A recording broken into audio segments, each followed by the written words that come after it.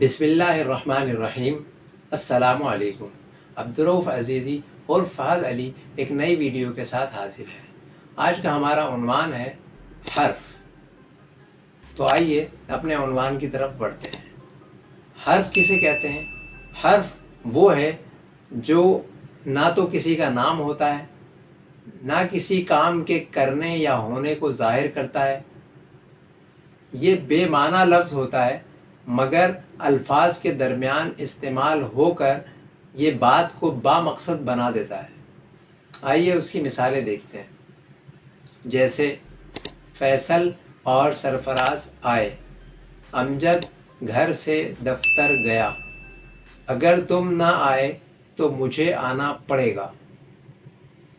ان تینوں مثالوں میں خط کشیدہ الفاظ یعنی اور، سے، تو، یہ تمام کے تمام حروف ہیں۔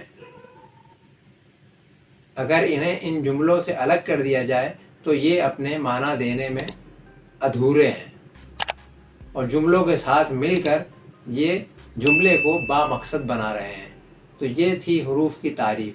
امید ہے کہ آپ لوگ بخوبی سمجھ گئے ہوں گے۔ اب تک کے لیے اتنا ہی۔ اپنا خیال رکھیے، خوش رہیے۔